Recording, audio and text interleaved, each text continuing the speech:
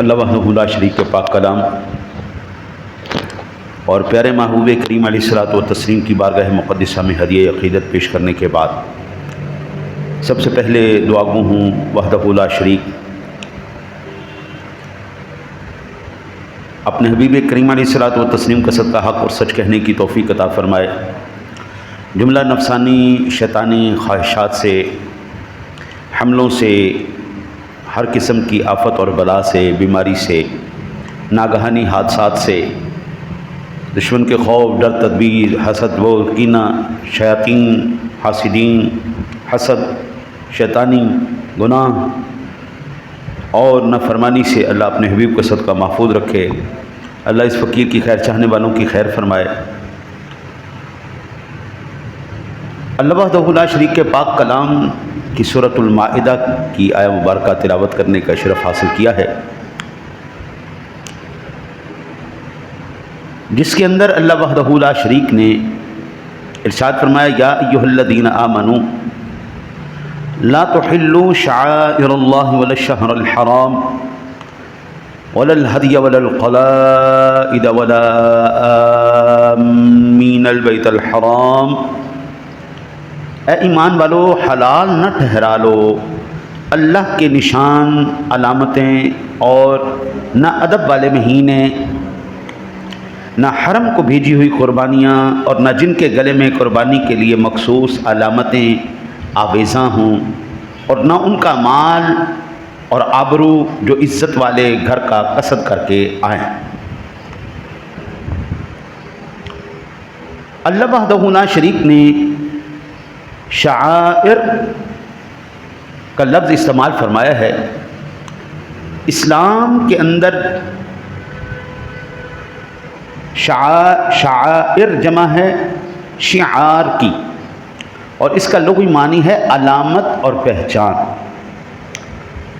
شعار کا مطلب ہے علامت اور پہچان، شعائر جمع شعار اس کا واحد۔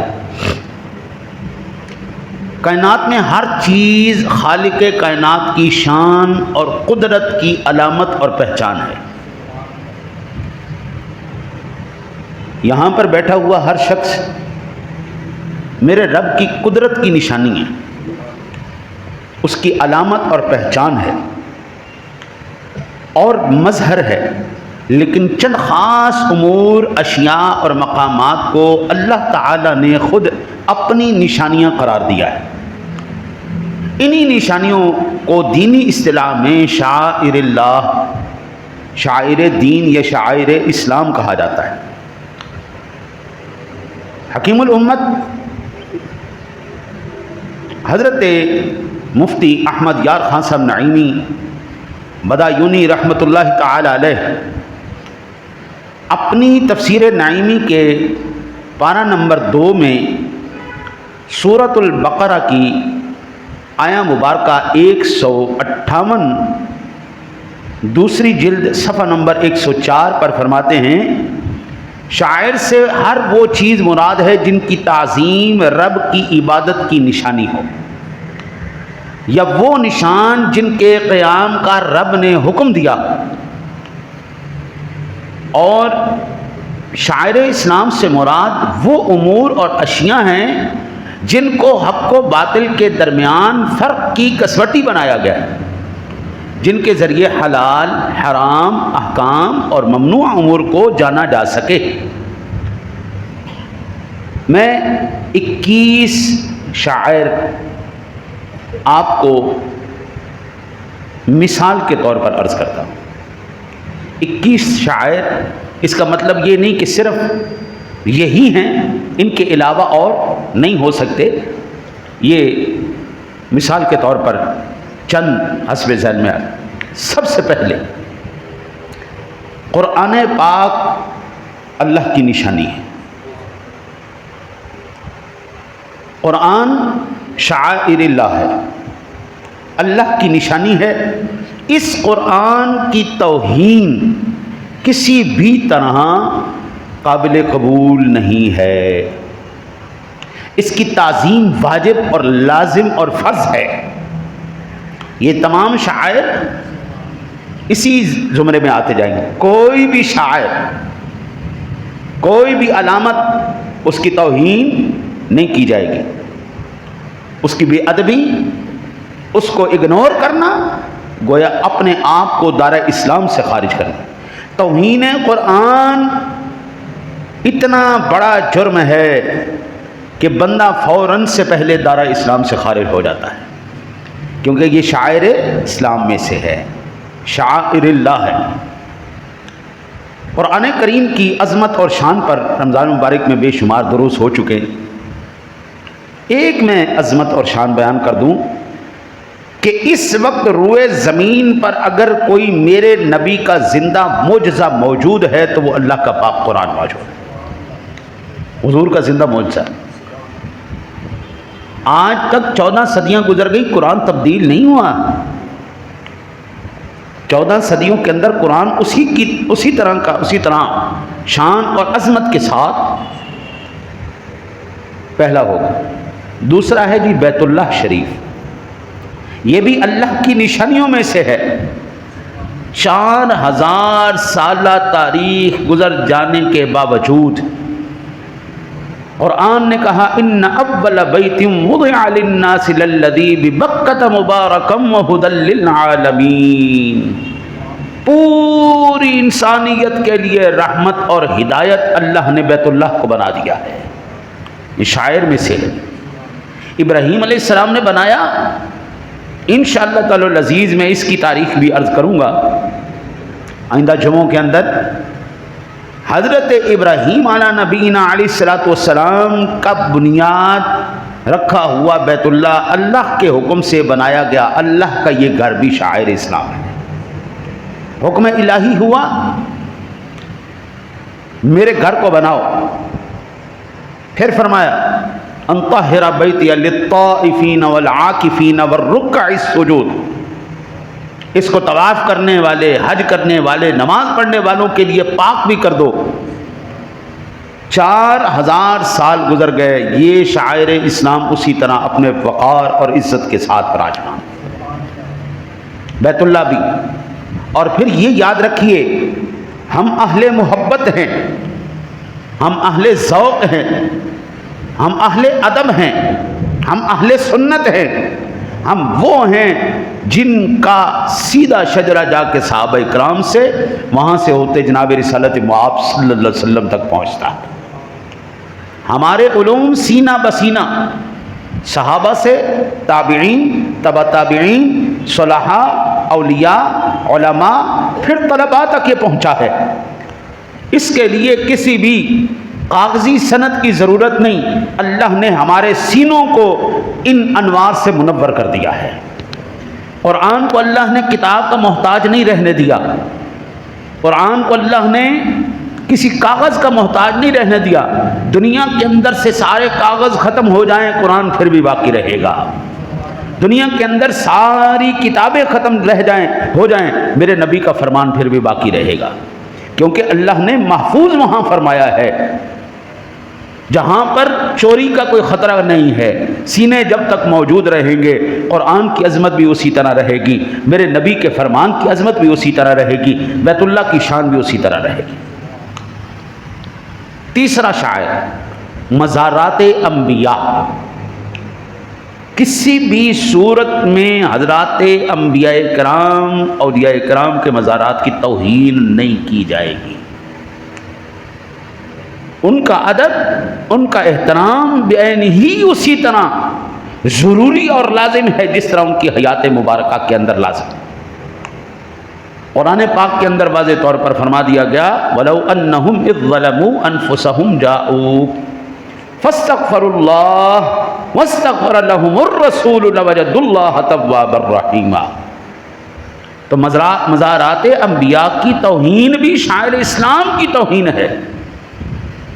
انبیاء کے مزارات پر جا کر وہاں سے فیض لینا چاہیے، وہاں پر انوار و تجلیات کو سمیٹنا چاہیے، نہ کہ وہاں پر جا کر بندہ توہین کر کے اپنے ایمان سے بھی فارغ ہو کے آئے.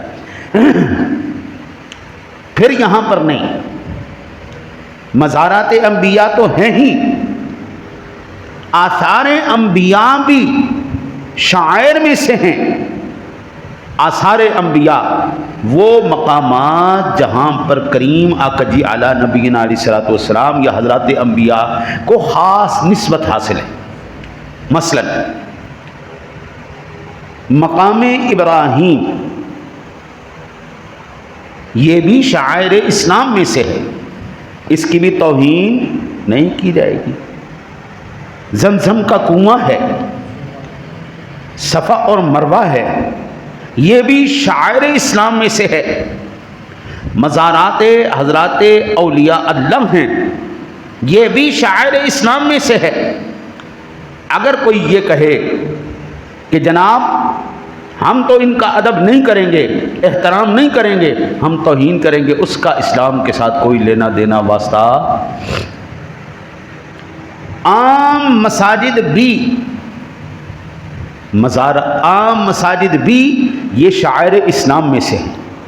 کسی بھی مسجد کی توہین کسی بھی صورت جائز نہیں ہے۔ اس کا صاف رہنا، اس کا منزہ رہنا، پاکیزہ اس کو رکھنا، اس کے آداب کا خیال رکھنا، اس کی احترام اور ادب کے ساتھ اس کے تمام معاملات کو چلانا، یہ شعائر اسلام میں سے ہے۔ تینوں جمرات جو حج کے دوران تینوں جمرات یہ شعائر اسلام میں سے، جن پر شیطان کو کنکریاں ماری جاتی۔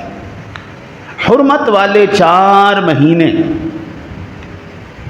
رجب المرجب، ذی قعدہ، ذی الحجہ اور محرم الحرام، یہ چاروں کے چاروں مہینے بھی حرمت والے اور شعائر اسلام میں سے۔ جمعۃ المبارک، آج کا دن بھی یہ شعائر اسلام میں سے۔ عیدین، عید الفطر اور عید الاضحیٰ، ایام تشریق، یہ بھی شعائر اسلام میں سے۔ گائے کی قربانی، اذان، اقامت، یہ نہیں ہو سکتا کہ آپ اذان کو ختم کر دیں، آپ اقامت کو ختم کر دیں۔ جو شاعر اسلام کو مٹانے کی کوشش کرے گا اللہ اس بندے کو صفاستی سے مٹا دے گا۔ جن لوگوں نے میرے نبی کے درود کو بند کرنے کی کوشش کی اللہ نے ان لوگوں کو عبرت کا نشان بنا دیا۔ جن لوگوں نے نمازوں کو بند کروانے کی کوشش کی، اقامتوں کو ختم کرنے کی کوشش کی، اللہ نے ان کو اس دنیا کے اندر عبرت کا نشان بنا دیا۔ بیت اللہ شریف شاعر اسلام میں سے ہے، قرآن کی پوری سورہ مبارکہ اس بات پر شاہد ہے۔ الم تر کیف فعل ربک باصحاب الفیل الم یجعل کیدہم فی تضلیل وارسل علیہم طیرا ابابیل۔ اللہ نے ان کو عبرت کا نشان بنا دیا جس نے بھی شاعر اسلام کی توہین کرنے کی کوشش۔ نماز با جماعت کسی بھی صورت میں بند نہیں کی جائے گی۔ کرونا آیا، پوری عالم یہودیت و عیسائیت و ہنود نے کوشش کر لی اور زور لگا دیا کہ مساجد کو تالا لگا دیا جائے۔ جس طرح ہمارے چرچ اور ہمارے مندر سارے ویران پڑے ہوئے ہیں، برباد تباہ ہو گئے ہیں، مسلمانوں کی بھی مساجد تباہ ہو جائیں، لیکن مسلمانوں کا جذبہ ایمانی اتنا زبردست تھا انہوں نے مساجد کو تالے نہیں لگنے دیے۔ علماء اہل سنت سینہ سپر ہو کر کھڑے ہو گئے اور انہوں نے کہا ہماری جانیں جاتی ہیں تو جائیں، شاعر اسلام کی توہین ہم سے برداشت نہیں ہو سکتی۔ مساجد میں جماعت با جماعت ہوگی، وہ بیت اللہ ہو، وہ حرم شریف ہو، وہ کائنات کا کوئی بھی کونا ہو، جماعت نماز با جماعت ہوگی۔ رمضان المبارک کے روزے بہت حد تک کوشش کر دی گئی کہ اس شاعر اسلام کو روند کے رکھ دیا جائے، لیکن آج بھی صاحب ایمان موجود ہیں جن کے سینے ایمان کے نور سے منور ہیں، وہ مرتے مر جائیں گے لیکن شاعر اسلام کو ختم نہیں کر سکتے۔ داڑھی شریف ہے، کتنا دور آ گیا، داڑھی شریف کے لوگوں نے کتنے جو ہے نا جی وہ دل کے اندر وسوسے پیدا کی، داڑھی نہ رکھو، نقصان ہوگا، خوبصورت نہیں لگتے۔ آپ لوگ اچھے نہیں لگو گے، بیویاں کہتی ہیں یہ کیا تم نے رکھ لیا، دوست کہتے ہیں تم ابھی سے ہی صوفی بن گیا۔ میں ایک بات سمجھتا ہوں قبلہ، اس کائنات عالم کے اندر ہزاروں لوگ آئے، کروڑوں اربوں آئے، آتے چلے جائیں گے، لیکن میں اگر اس کائنات کے انسانیت کا چہرہ اگر کسی سے کہوں، حسن کہوں، اگر نچوڑ کہوں، ایک انسان کو چننا پڑے مجھے، تو میں چنوں گا جناب رسالت مآب صلی اللہ علیہ وسلم کی ذات گرامی کو۔ اب اس شخصیت کے چہرہ انور کے انوار و تجلیات کا کیا عالم ہوگا جب قرآن کہے والضحیٰ واللیل اذا سجا، جب قرآن کہے یاسین، جب قرآن کہے طٰہٰ ما انزلنا علیک القرآن لتشقى، الرحمن علم القرآن یا ایہا المزمل یا ایہا المدثر وما ارسلناک الا رحمتا للعالمین۔ آپ کی سر انور کی زلف مبارک سے لے کے پائے انور کے ناخن مبارک تک، سر سے لے کے پا تک جو کامل مکمل اکمل، جو نورانی کمالات سے بھرپور معجزات کا مجموعہ، جو شانوں اور عظمت کا پیکر اگر کوئی ذات ہے تو میرا سونا نبی جناب محمد الرسول اللہ صلی اللہ علیہ وسلم کہ رخ مصطفیٰ ہے وہ آئینہ، رخ مصطفیٰ ہے وہ آئینہ کہ اب ایسا آئینہ نہ کسی بزم خیال میں نہ کسی دکان آئینہ ساز میں۔ اگر وہ کائنات کا سب سے خوبصورت بہترین شان والا چہرہ جس کے اوپر میرے رب سونے کو یہ بال پسند آئے ہیں، ایمان سے بتائیے گا میرے رب کا انتخاب سونا ہے یا نہیں ہے؟ بھئی کائنات کا بے مثال چہرہ، انتخاب کس کا؟ اللہ کا، انتخاب اللہ کا، چہرہ مصطفیٰ کا، انتخاب اللہ کا ہے، چہرہ مصطفیٰ کا ہے، اور یہ وہ چہرہ ہے جو چہرہ اٹھے تو قرآن کہے قد نرا تقلب وجہک فی السماء۔ ایمان سے بتائیے، قرآن کہتا ہے محبوب آپ کا چہرہ انور آسمان کی طرف اٹھانا بھی ہم دیکھ رہے ہیں۔ جس کے چہرے کو خود خدا دیکھے، اس چہرے پہ سجائی گئی یہ داڑھی شریف حضرت شاعر اسلام میں سے ہے، اور اس کو آپ نالی میں بہا دیں، اللہ کی قسم دلوں کے اوپر بندہ چھریاں چل جائیں، بندہ قتل ہو جائے، مر جائے، لیکن اتھے بلیڈ نہ لاوے۔ یہ اتنی اہمیت والی چیز ہے، یہ اتنی شان والی شے ہے، عورتوں کے چہرے پر اللہ نے کیوں نہیں رکھی؟ اگر اللہ چاہتا تو عورتوں کے چہرے پر رکھ سکتا تھا نا، لیکن نہیں، اللہ نے مرد کے چہرے پہ رکھی۔ یہ تیری زینت ہے، حسن وہی جو اللہ اور اس کے رسول کو پسند ہے۔ حضور کی بارگاہ میں آیا ایران کا وفد، جو ان کے بادشاہ کی طرف، اس کی مونچھیں تھی جناب، مونچھیں بٹ چڑھائی ہوئی ہیں مونچھاں، اس نے بٹ چڑھایا، داڑھی بنی ہوئی۔ آقا جی نے ارشاد فرمایا یہ کیا ہے، یہ کیا ہے؟ نے کہا جی ہمارے خدا نے، یعنی ہمارے بادشاہ نے ہمیں حکم دیا ہے چہروں کو مونڈو اور مونچھوں کو بڑا کرو۔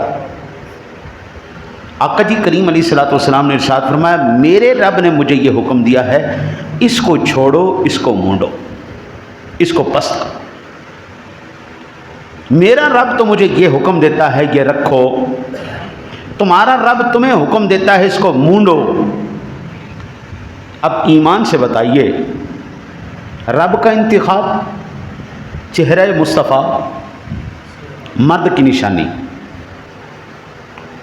ان تین چیزوں کے بعد اگر آپ یہ سمجھتے ہیں کہ اب بھی داڑھی مونڈنی چاہیے تو مونڈتے رہو بھائی انتخاب خدا کا ہے نا جی۔ آپ 70 سال کے بعد بھی شیو کرنا چھوڑیں گے تو 70 سال کے بعد بھی داڑھی نکل آئے گی۔ میں اب جب سے 40 سال کے بعد میرے سر کے بال اڑ گئے، اللہ کو نہیں پسند تھا تو اڑا دیے، باقی میں 40 سال سے پہلے میرے سر پہ بال رہے 40 سال کے بعد ختم ہو گئے، لیکن الحمدللہ داڑھی شریف وہیں کی وہیں۔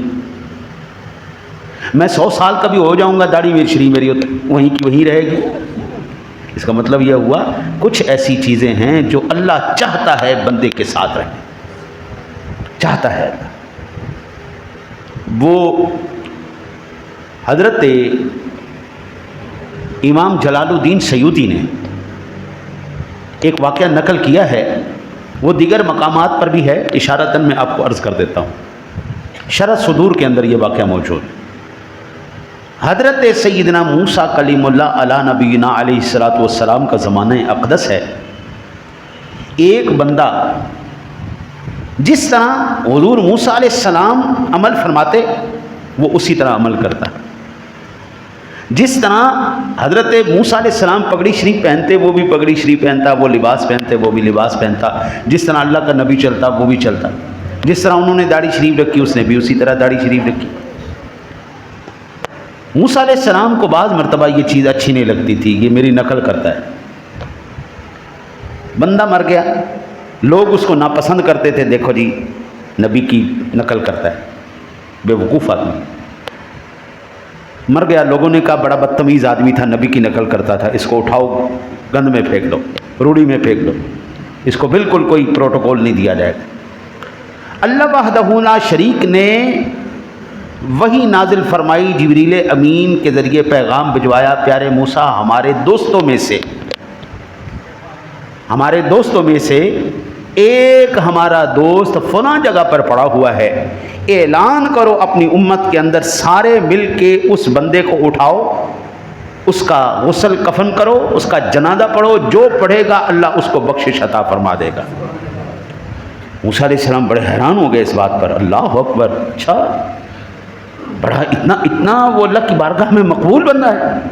جب آپ گئے آپ نے دیکھا یہ تو وہ بندہ ہے جو میری نقل اتارا کر، عرض کی مالک یہ تو وہ بندہ ہے جو میری نقل اتارتا تھا، یا اللہ اس لیے ہم اس کو ناپسند کرتے تھے؟ فرمایا یہی وجہ تو مجھے پسند آ گئی کہ یہ تیری نقل اتارتا تھا۔ نبی کی نقل کرنے والا نہ اس دنیا میں محروم رہے گا نہ اگلے جہان میں محروم رہے گا۔ اور پھر نبی ہو امام الانبیاء، نبی ہو تیرا میرا نبی، نبی ہو محمد الرسول اللہ صلی اللہ علیہ وسلم۔ حضرت یہ کیسے ممکن ہو سکتا ہے کہ نبی کی نقل کرنے والا اس دنیا میں ناکام ہو جائے، یا قبر میں ناکام ہو جائے، یا حشر میں ناکام ہو جائے؟ یہ نہیں ہو سکتا۔ مسواک کرنا یہ بھی شعائر اسلام میں سے، ختنے وغیرہ کرنا یہ بھی شعائر اسلام میں سے۔ اس لیے اللہ وحدہ لا شریک نے اپنے پاک کلام میں ان کا ذکر فرماتے ہوئے ارشاد فرمایا، یا ایھا الذین آمنوا لا تحلوا شعائر اللہ ولا الشہر الحرام ولا الہدی ولا القلائد ولا آمین البیت الحرام۔ اے ایمان والو حلال نہ ٹھہرا لو اللہ کے نشان علامتیں، اور نہ ادب والے مہینے، نہ حرم کی بھیجی ہوئی قربانیاں، نہ جن کے گلے میں قربانی کے لیے مخصوص علامتیں آویزاں، اور نہ ان کا مال اور آبرو جو عزت والے گھر کا قصد کر کے آئیں۔ یہی بات جو میں نے عرض کی سورۃ المائدہ 7ویں پارے کے اندر 97 نمبر آیا مبارکہ میں میرے مالک نے فرمایا، جعل اللہ الکعبۃ البیت الحرام قیاما للناس والشہر الحرام والہدی والقلائد ذلک لتعلموا ان اللہ یعلم ما فی السماوات وما فی الارض وان اللہ بکل شیء علیم۔ اللہ نے ادب والے گھر کعبہ کو لوگوں کے قیام کا باعث کیا، اور حرمت والے مہینے اور حرم کی قربانی اور گلے میں قربانی کے لیے مخصوص علامت مثلاً ہار وغیرہ آویزاں جانوروں کو، یہ اس لیے کہ تم یقین کرو اللہ جانتا ہے جو کچھ آسمانوں میں ہے اور جو کچھ زمین میں ہے، اور یہ اللہ سب کچھ جانتا ہے، اور یہ کہ اللہ سب کچھ جانتا ہے۔ سامعین ذوی الاحترام اور احتشام، پہلے امتوں کے اندر سنت الہیہ یہ رہی ہے، اللہ تعالیٰ لوگوں کو اور ان امتوں کو تھوڑی سی مہلت عطا فرماتا تھا۔ گناہ کیا، مہلت دی، چلو معافی مانگ لو، توبہ کر لو، استغفار کر لو۔ اب کے حالات ہمیں بتا رہے ہیں اب یہ مہلت کا دورانیہ کم ہو گیا ہے، اب کے حالات ہمیں یہ بتا رہے ہیں، اب یہ مہلت کے دورانیے، اس سے بڑا اور کیا ہمارے اوپر عذاب ہوگا کہ ادھر سے ہم گناہ کرتے ہیں، نافرمانی کرتے ہیں، ادھر سے عذاب کی شکلیں ہمارے سامنے تیار ہوتی ہیں۔ 14 صدیاں پہلے جناب رسالت مآب صلی اللہ علیہ وسلم کی ذات گرامی نے عرب سے بتوں کو نکال کے باہر پھینکا، شراب کو اٹھا کے باہر پھینکا، جوے کو، بت مانسوں کو، ان تمام خرافات کو اٹھا کے باہر پھینکا، اور 14 صدیوں کے بعد آج وہی چیزیں دوبارہ عرب کے اندر آ رہی ہیں۔ جن ریگستانوں کے اندر بارش کا ایک قطرہ بھی نہیں گرتا تھا، آج وہ ریگستان دریاؤں کی شکل اختیار کر چکے ہیں۔ جہاں پر اللہ اور اس کے رسول کی آواز بلند ہونی چاہیے تھی، وہاں پر انہوں نے مندروں کو بنا کر غضب الہی کو آواز دی۔ آج آپ دیکھ لیں ہمارے سامنے، یہ 2-3 سال کا ہی دورانیہ گزرا ہے، 21، 22، 23، 24، انہوں نے ادھر سے مندر بنایا، اللہ نے عبرت بنا کے رکھی۔ بیت اللہ شریف کے اندر، مدینہ منورہ کے اندر طوفانی بارشیں، طوفانی ہوائیں تصور میں نہیں تھیں۔ پھر مکہ ٹاور کے اوپر اللہ نے بجلیاں گرائیں یا نہیں گرائیں؟ اڑایا کہ نہیں اڑایا؟ کھولو شراب خانے، کھولو جوے خانے، کرو شاعر اسلام کی توہین۔ ویژن 2030 کا لالی پاپ ہمیں دے کر ہمیں دکھایا گیا کہ ہم ایسی ایڈوانس سٹی بنانے جا رہے ہیں کہ جس کے اندر پوری دنیا میں آپ کو کہیں مثال نہیں ملے گی ترقی کی۔ ان اشیاء اور ان نعمتوں سے ہم آپ کو متعارف کروائیں گے جو دنیا نے کبھی اپنی آنکھ سے نہیں دیکھی ہوگی۔ میرے رب نے اس کو ستیہ ناش کر دیا کہ نہیں کر دی؟ وہ 170 کے 77 کلومیٹر کا، جو 75 کلومیٹر کا انہوں نے پروگرام بنایا، وہ 2 کلومیٹر پہ ٹھوس ہو گیا۔ حضرت اللہ وحدہ لا شریک کبھی بھی اس بات کو پسند نہیں کرتا کہ وہ ملک، وہ مقام جس کو رب کہے ان الصفا والمروہ من شعائر اللہ، یہ صفا و مروہ اللہ کی نشانیوں میں سے ہے، اس شہر کی توہین اس طرح کی جائے کہ وہاں پر شراب خانے بھی کھل جائیں، وہاں پہ سلما ہاؤس بھی کھل جائیں، وہاں پہ بے شرمی کے تمام ریکارڈ توڑ دیے جائیں۔ غیرت الہیہ کو یہ بالکل قابل قبول نہیں ہے۔ ہم کہیں اس زوم میں نہ رہیں کہ ہم چونکہ حضور کی امت ہیں لہذا ہم بخشے جائیں گے۔ نہیں، ایسا نہیں ہوتا۔ قرآن کہتا ہے یا بنی اسرائیل اذکروا نعمتی التی انعمت علیکم وانی فضلتکم علی العالمین۔ اللہ نے عالمین کے اوپر جن کو فضیلتیں عطا فرمائیں، اگر انہوں نے اللہ اور اس کے رسول کے خلاف مہمات کا آغاز کیا، اللہ نے ان کو اس صفحہ ہستی میں عبرت کا نشان بنایا۔ آج ہم بھی اسی لسٹ کے اندر، اسی کیٹاگری کے اندر کھڑے ہیں۔ سامعین ذوی الاحترام، کبھی تو کعبہ شریف کی توہین اس طرح کروائی جا رہی ہے، اب اس کے اندر غیر مسلموں کو داخلہ دیا جا رہا ہے۔ قرآن پاک بڑے واضح طور پر ارشاد فرماتا ہے کہ کوئی بھی مشرک اور نجس بیت اللہ میں نہیں داخل ہو سکتا۔ ومن دخلہ کان آمنا، ایمان والا آئے گا امن ملے گا، لیکن غیر مسلم کعبے میں داخل۔ مساجد کے اندر شوٹنگ کی جا رہی ہے، فلموں کی، گانوں کی۔ کعبے کے اندر ہندوؤں کو، عیسائیوں کو داخلہ دیا جا رہا ہے۔ کبھی یہ کہا جاتا ہے کہ روضہ رسول اس دنیا کا سب سے بڑا بت خانہ ہے، اس کو گرا دیا جائے۔ کبھی یہ کہا جاتا ہے مزارات اولیاء اللہ یہ بالکل جو ہے بت خانے ہیں، یہ صنم خانے ہیں، ان کو گرا دیا جائے۔ شعائر اسلام کی توہین گویا آج اپنے لیے بہت بڑی کوئی اعزاز کی بات سمجھ رہے ہیں۔ اللہ کی قسم، اگر شعائر اسلام کی توہین روا ہوتی تو اس روئے زمین پر اللہ کسی بھی شے کو باقی نہ رکھتا۔ شاعر اسلام اللہ کو کتنے پسند ہیں، ان کی تعظیم کتنی بلند ہے۔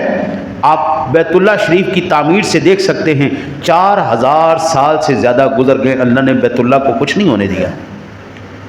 بیت اللہ کے اندر موجود وہ تمام رکن یمانی ہو، رکن شمالی ہو، رکن جنوبی ہو، حجر اسود ہو، مقام ابراہیم ہو، آب زمزم ہو، ہزاروں سال کی تاریخ ہے، اللہ نے کچھ نہیں ہونے دیا۔ ہمارے اپنے اعمال ہمیں اس وقت مجبور کر رہے ہیں اللہ کو غصہ دلانے پر۔ وہ اللہ کے بندے، ہم نے تو یہ دیکھا تھا کہ صحابہ کرام علیہ رضوان پر جب کوئی مشکل وقت آتا تھا وہ سارے مل کر در رسول پر حاضر ہو جایا کرتے تھے اور وہاں پر دعائیں التجائیں کیا کرتے تھے۔ ہم نے تو یہ دیکھا تھا کہ اس نبی کا اپنی امت کے ساتھ کتنا گہرا تعلق تھا، ان امتیوں کے ایمان کے اوپر بھی ناز ہے۔ جب کوئی یہودی اور کوئی بے ایمان روضہ رسول کی توہین کے ارادے سے مدینے میں داخل ہوتے تھے تو حضور جلوہ گر ہو کے فرما دیا کرتے تھے، دیکھو بھائی یہ جانور ہمیں تکلیف پہنچا رہے ہیں۔ وہ نور الدین زنگی کا واقعہ آپ کو نہیں یاد؟ جب حضور خواب میں جلوہ گر ہوئے اور فرمایا دیکھو یہ جانور مجھے تکلیف پہنچا رہے ہیں، یہ نبی کا امتی کے ساتھ رشتہ تھا۔ آج ان رشتوں کو اگنور کیا جا رہا ہے۔ شاعر اسلام کی توہین اپنے لیے بہت بڑی کوئی اعزاز کی بات سمجھی جا رہی ہے۔ قرآن کہتا ہے افحسبتم انما خلقناکم عبثا، کیا تم یہ سمجھتے ہو کہ تم کھلے جانور ہو، تم نے واپس نہیں لوٹ ماننا، کم الینا لا ترجعون، واپس لوٹنا نہیں اللہ کی بارگاہ میں۔ آپ نے روٹی کما لی، آپ نے کاروبار کر لیا، آپ نے بچے پیدا کر لیے، آپ نے شادیاں کر لی، آپ نے ساری زندگی کے معاملات طے کر لیے، کبھی بیٹھ کے سوچا ہے میرا یہاں پہ آنے کا مقصد کیا ہے؟ میں پیدا ہی کیوں ہوں؟ میں آیا ہی کیوں ہوں؟ یہ تو ایک روٹین ہے، یہ تو دریا چل رہا ہے، لہریں بہہ رہی ہیں، اس لہروں کے ساتھ ساری لہریں چل رہی ہیں، ایک اصول، ایک ضابطہ، ایک معاشرہ، ایک جو ہے رو چل رہی ہے۔ جوان ہونا ہے، شادی کرنی، نوکری کرنی، بچے پیدا کرنے، گھر بنانا، یہ سارا کچھ کرنا، یہ ثانوی حیثیت رکھتی ہیں۔ اصل مقصد کیا ہے؟ کبھی سوچا ہے؟ شیطان کا یہی مین ایجنڈا ہے، سنگل پوائنٹ ایجنڈا، اپنے مقصد سے مسلمان کو بھٹکا دو، اپنے مقصد سے مسلمان کو۔ اور مقصد کیا ہے ہمارا؟ معرفت الہیہ۔ آپ کا میرا سنگل ایجنڈا مقصد ہے معرفت الہیہ، اللہ کو پہچاننا اور اللہ جسے کہے پھر اس کو پہچاننا، سنگل ایجنڈا ہمارا مقصد ہے۔ بابو مجھے یہ بتائیں، نسل تو جانوروں کی بھی چل رہی ہے، گدھوں کی بھی چل رہی ہے، محنت وہ بھی کرتے ہیں، کمیونٹیز ان کی بھی ہیں، سارا کچھ ہے، لیکن جانوروں سے کل قیامت والے دن حساب کتاب نہیں ہوگا۔ کل حشر والے دن جانوروں کا حساب نہیں ہوگا، بندے کا حساب ہوگا، انسان سے کیا جائے گا۔ ہاں جی، میں نے آپ کو پیدا کیا تھا، جناب نے کیا کیا ہے؟ اللہ کی معرفت حاصل کی۔ قرآن کہتا ہے افلا یتدبرون القرآن ام علی قلوبہم اقفالها، توجہ کیوں نہیں کرتے، تدبر کیوں نہیں کرتے، غور و فکر کیوں نہیں کرتے، یا دلوں پہ تالے لگ گئے؟ قرآن میں غور و فکر کرو، الحمد کی الف سے لے کے والناس کی سین تک ایک لائن میں پیغام اگر دینا ہو تو کیا پیغام ہے؟ وہ ہے اللہ کی پہچان، اللہ کی پہچان، اس کی معرفت، اس کے احکام پر عمل۔ قرآن کہتا ہے کہ جب آپ شاعر کی تعظیم نہیں کریں گے اس وقت تک آپ کو حقیقی مقصد حاصل نہیں۔ میں موٹی سی مثال ہوں، میری عمر تقریباً 44 سال ہو گئی۔ اس عمر میں بھی ہم جب اپنے استاد کو ملتے ہیں، ان کے گھٹنوں کو ہاتھ لگاتے ہیں، ان کی دست بوسی کرتے ہیں، یہ ہمارا ایک مقام ہے، وہ ایک انداز ہے، کہہ لیں جب بھی استاد جی کو ملتے ہیں ان کی دست بوسی کرتے ہیں۔ آج یہ چیز، یہ احترام، یہ ادب کیا ہمارے دور حاضر کے مروجہ علوم کے اساتذہ کو حاصل ہے؟ پروفیسر صاحب آ رہے ہوں، ٹیچر آ رہا ہو، کیا اس کے ساتھ یہ آپ عمل روا دیکھتے ہیں؟ کیوں نہیں دیکھتے؟ سبب کیا ہے؟ اس کو کاروبار بنا دیا۔ استاد نے پیسہ لینا ہے، اس نے تعلیم دینی، باقاعدہ پورے وہ مرصع مسجع مرقع کر کے آپ کو ایک چورن بیچا جاتا ہے کہ ہماری اکیڈمی، ہماری چیز، ہمارا عالم، آپ یہ نوٹس یاد کریں، یہ ٹپس یاد کریں جناب، آپ پوری دنیا کے اندر سب سے اعلیٰ نمبروں والے ہو جائیں گے۔ اب نہ وہ جانتا ہے وہ کیا کر رہا ہے، نہ وہ جانتا ہے وہ کیا کر رہا ہے، نہ اس کو علم کی نہ اس کو تعلیم کا مقصد پتہ ہے، نہ اس کو پتہ ہے کہ میں نے پڑھانا کیا ہے، ہمارا کیا مقصد ہے۔ میرے آقا نبی اکرم صلی اللہ علیہ وسلم نے فرمایا انما بعثت معلما، اللہ نے مجھے معلم بنا کر بھیجا ہے۔ معلم، تعلم، یہ اتنا مقدس کام تھا، اتنا بہترین کام تھا کہ جناب یہ سیدھا اور سیدھا معرفت الہیہ تک تمہیں پہنچا دیتا تھا۔ اعلیٰ حضرت کہتے ہیں نا میں تجھے اس لیے مانتا ہوں کہ تو میرے مصطفیٰ کا خدا ہے۔ حضور تک رسائی حضور نے ہمیں اللہ تک رسائی دی ہے، اللہ کی پہچان ہمیں حضور نے عطا فرمائی ہے۔ اس کا مطلب یہ ہوا استاد کا بنیادی مقصد کیا ہے؟ تعلیم کے ذریعے معرفت الہیہ کو سینوں کے اندر ڈال دینا۔ اب کیا ہوا؟ اب چونکہ تعلیم کی توہین ڈائریکٹ تو کی نہیں جا سکتی، تو سب سے پہلے ٹیچر کی توہین ان کے دلوں میں ڈالی، کاروبار بنا دیا۔ اب ٹیچر جا رہا ہے، ٹھیک ہے، جا رہا ہے۔ ہماری نگاہوں کے دور استاد گزرے، ہمارا مرشد گزرے، ہمارا بڑا گزرے، ہماری غیرت گوارہ نہیں کرتی، ہم آنکھیں چرا کے دوڑ جائیں، ہم آگے بڑھتے ہیں، دستبوسی کرتے ہیں، ان سے فیض دعا لیتے ہیں اور آگے چلے جاتے ہیں۔ اور یہ دعا لینا، یہ احترام کرنا، یہ ادب کرنا، اللہ وحدہ لا شریک اپنے پاک کلام میں ارشاد فرماتا ہے سورۃ الحج کے اندر وَمَن يُعَظِّمْ شَعَائِرَ اللَّهِ فَإِنَّهَا مِن تَقْوَى الْقُلُوبِ، جو اللہ کے نشانوں کی تعظیم کرے تو یہ دلوں کی پرہیزگاری سے ہے۔ دل پاکیزہ ہوں گے، دل منور ہوں گے، ادب بھی آ جائے گا۔ آج شاعر اسلام میں سے کیا ہے؟ حضرات اولیاء اللہ۔ کیا اولیاء اللہ کی توہین نہیں کروائی جا رہی؟ بابے تشائی کوئی نہیں، اور بابے تشائی کوئی نہیں، اور کوئی کچھ نہیں کر سکتا، کوئی کچھ نہیں کر سکتا۔ مجھے ابھی تک نہیں سمجھ میں آئی اگر یہ چیزیں کوئی شے ہی نہیں تھی تو قرآن پاک میں اللہ نے کیوں بیان کر دیا؟ حدیث پاک کے اندر حدیث پاک کے اندر کہتے جی یہ اگر ولی کرامت کا اظہار کر سکتے تو صحابہ سے کیوں نہیں ہوئی؟ میں نے کہا آپ نے کبھی حدیث پڑھی ہو تو آپ کو پتہ ہو، حدیث سے میں نے صحابہ کرام علیہم رضوان کی کرامات کا ذکر بھی کیا ہوا ہے۔ بھئی اگر آپ نے نہیں پڑھی تو یہ الگ بات ہے نا، لیکن انکار کرنا یہ کوئی دانائی تو نہیں ہے۔ قرآن پاک کے اندر اللہ کی قسم 1% بھی جھوٹ نہیں، اللہ کی قسم 1% بھی جھوٹ۔ اور میں اپنے وجود سے زیادہ یقین کے ساتھ کہہ سکتا ہوں قرآن پاک میں ایک ذرہ برابر بھی شرک نہیں، قرآن پاک میں ایک ذرہ برابر بھی شرک نہیں، جھوٹ نہیں، ملاوٹ نہیں، شرک نہیں۔ یہاں پر بیٹھے ہوئے جتنے ساتھی ہیں مجھے یہ بتائیے، آپ نے حضرت سیدنا یوسف علیہ نبینا علیہ الصلوۃ والسلام اور حضرت سیدنا یعقوب علیہ السلام کا واقعہ سنا ہے؟ سورہ یوسف کے بارے میں پڑھا ہے نا آپ نے؟ بلکہ یہ پچھلے دنوں میں، پچھلے چند سالوں میں وہ فلم بھی بنائی تھی، یوسف علیہ السلام نام تھا میرا خیال، کیا تھا اس طرح، انہوں نے اس کے اندر بھی اس کو،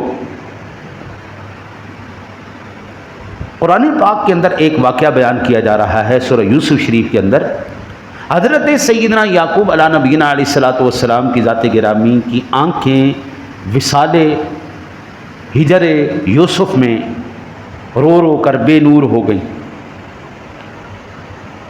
اور وہی قرآن کہتا ہے مصر سے سیدنا یوسف علیہ نبینا علیہ الصلوۃ والسلام نے اپنی قمیض بھیجی یعقوب علیہ السلام کے پاس۔ یعقوب علیہ السلام کون ہے جی؟ اللہ کے نبی۔ یوسف علیہ السلام کون ہے جی؟ اللہ کے نبی۔ اللہ کا نبی دعا کرے کہ اللہ قبول نہیں کرتا؟ کرتا ہے نا جی۔ اللہ کا نبی تو ڈائریکٹ اللہ کے رابطے میں ہے نا جی، آپ اور میں تو نہیں ہے۔ لیکن اللہ کا نبی تو ڈائریکٹ اللہ کے رابطے میں ہے، وحی کا سلسلہ چل رہا ہے، ادھر بھی چل رہا ہے ادھر بھی چل رہا ہے، یہ بھی نبی وہ بھی نبی، اور یہ عام نبی بھی نہیں وہ نا جی کہ کوئی آ گیا بیچ میں، نہیں، ابراہیم علیہ السلام کے بیٹے اسحاق علیہ السلام، اسحاق علیہ السلام کے بیٹے یعقوب علیہ السلام، یعقوب علیہ السلام کے بیٹے یوسف علیہ السلام، 4 نبی اکٹھے، باپ بھی نبی، دادا بھی نبی، پردادا بھی نبی، یعقوب علیہ السلام والد، اسحاق علیہ السلام دادا، ابراہیم علیہ السلام پردادا، کریم ابن کریم، نسل کریموں کی۔ اللہ کہتا ہے یوسف علیہ السلام نے مصر سے اپنی قمیض بھیجی یعقوب علیہ السلام، کوئی روایت نہیں، افسانہ نہیں، کہانی نہیں، قرآن کہتا ہے فلما ان جاء البشیر القا، جب وہ ایک خوشخبری سنانے والا قمیض لے کے آیا نا جی، انہوں نے اپنی آنکھوں کے ساتھ لگایا، فرتد بصیرا، اللہ تعالیٰ نے فوراً ان کو آنکھیں عطا فرما دی۔ یہ جو کہتے ہیں نا کہانیاں بابے تے شاہی کوئی نہیں، میں کہنا کہانیاں سانو رب نے کرائیاں نے، یہ کہانیاں سانو کون سنا رہا ہے؟ رب سنا رہا ہے۔ اگر یہ کہانیاں ہیں، دیکھیں انسانیت کیا ہے، دانائی کیا ہے، عقل کیا ہے، معرفت کیا ہے، بڑک پن کیا ہے، غلاظت کو اصل سے نکال کے باہر کرو، 2 نمبری کو نکال کے 1 نمبر چیز اپنے پاس رکھو۔ دانائی کیا ہے، غلط چیز کو علیحدہ کرو، صحیح کو علیحدہ کرو، 2 نمبر کو سائڈ پہ کرو، 1 نمبر کو سامنے رکھو۔ اب یہ کہیں کہ جناب چونکہ یہ کام گڑبڑ ہو گیا، اس میں 2 نمبر لوگ آ گئے، اس میں غلط لوگ آ گئے، لہذا سارا ہی غلط ہے، ایسا نہیں ہوتا قبلہ۔ غلط کو علیحدہ کیا جائے گا، صحیح کو علیحدہ کیا جائے گا۔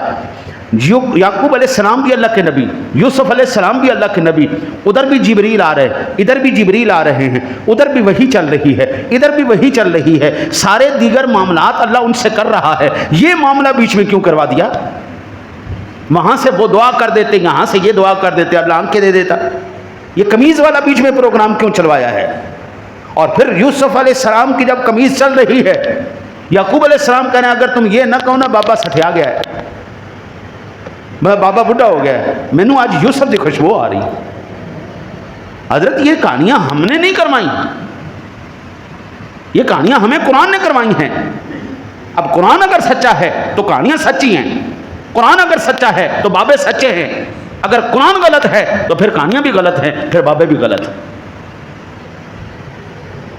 یہ سورہ یاسین شریف آپ پڑھیں نا جی، تو اس کے آخر میں 22ویں پارے کے آخر میں اور 23ویں کا ابتدا ہے، وَجَاءَ مِنْ أَقْصَى الْمَدِينَةِ رَجُلٌ يَسْعَىٰ قَالَ يَا قَوْمِ اتَّبِعُوا الْمُرْسَلِينَ اتَّبِعُوا مَن لَّا يَسْأَلُكُمْ أَجْرًا وَهُم مُّهْتَدُونَ۔ ایک بابا اٹھا بستی کے پرلے کنارے سے اور وہ دوڑتا ہوا اپنی قوم کے پاس آیا، وہ اتنا بابیاں دے ساتھ نہ چھڑیا جے۔ حضرت یہ کہانیاں ہم نے نہیں کروائیں، آپ ہم سے حوالہ مانگے، ہم آپ کو قرآن سنائیں گے، ہم آپ کو حدیث بتائیں گے، لیکن یہ کہنا صرف اس بنا پر کہ علم نہیں ہے، مطالعہ نہیں ہے، پڑھا نہیں ہے، انکار کر دینا، حضرت یہ کہیں کی دانائی ہے ہی نہیں۔ علم کی وہ ایک مینڈک تھا، مینڈک کنویں میں پھنس گیا، وہیں پہ پیدا ہوا، سیلاب آیا، آج کل سیلاب کا دور ہے جی، سیلاب آیا، دریا سے مچھلی بھی کنویں میں آ گئی، وہ مینڈک نے ساری زندگی کچھ دیکھا ہی نہیں، کنویں کی 4 دیواری بلکہ گولائی، اس کے علاوہ اس نے کچھ دیکھا نہیں، اور زندگی میں پہلی دفعہ اس نے مچھلی دیکھی، اس نے کہا پہنے تو کون ہے؟ میں کہا میں مچھی ہوں۔ اچھا تو مچھی ہیں؟ آہو کتنے رہنی ہیں؟ میں سمندر چ رہنی ہاں، طوفان آیا میں دریاویں چ آ گئی، سیلاب آیا تو میں کنویں چ آ گئی۔ اچھا یہ سمندر کنا بڑا ہوتا ہے؟ ڈڈو نے اشارے نال ایک دائرہ لایا. سمندر اتنا بڑا ہوتا ہے؟ مچھلی نے کہا نہیں، اس سے بڑا ہوتا ہے. اس مینڈک نے آدھے کنویں کا چکر لگایا. سمندر اتنا بڑا ہوتا ہے؟ مچھلی نے کہا نہیں، اس سے بھی بڑا ہوتا ہے. اس نے پورے دیوار کے ساتھ ساتھ چکر لگا کے مینڈک نے آ کے مچھلی سے پوچھا کیا سمندر اتنا بڑا ہوتا ہے؟ اس نے کہا نہیں، اس سے بھی بڑا ہوتا ہے. وہ کہنے لگا اس تو بڑا ہو ہی نہیں سکتا. اب مچھلی کون سی ایسی دلیل دے جس سے مینڈک قائل ہو جائے؟ صحابہ کی شان اور عظمت کو یہ تولنا چاہتے ہیں اولیاء اللہ کی کرامات کے ساتھ. ان کا دماغی لیول ہل تو نہیں گیا؟ مصطفیٰ کریم کا چہرہ انور دیکھنے والا ایک سانس بھی لے رہا ہے تو وہ ولی کی ساری زندگی کی کرامات سے زیادہ افضل ہے. اس نے حالت ایمان میں مصطفیٰ کے چہرہ انور کو دیکھ لیا ہے. اس کا وہاں پر سانس لینا بھی کرامت ہے. وہ ایمان کی حالت میں رخ انور کو دیکھ رہا ہے اور تم مقابلہ کر رہے ہو ولی کا صحابی کے ساتھ. پہلے اپنے پیمانے ٹھیک کیے جائیں، پہلے اپنی عقلوں کے دریچوں کو ٹھیک کیا جائے، اس کے بعد میرے بابو آگے نکلیں. دعا کرتے ہیں اللہ تعالیٰ آپ کو مجھے عمل کی توفیق عطا فرمائے.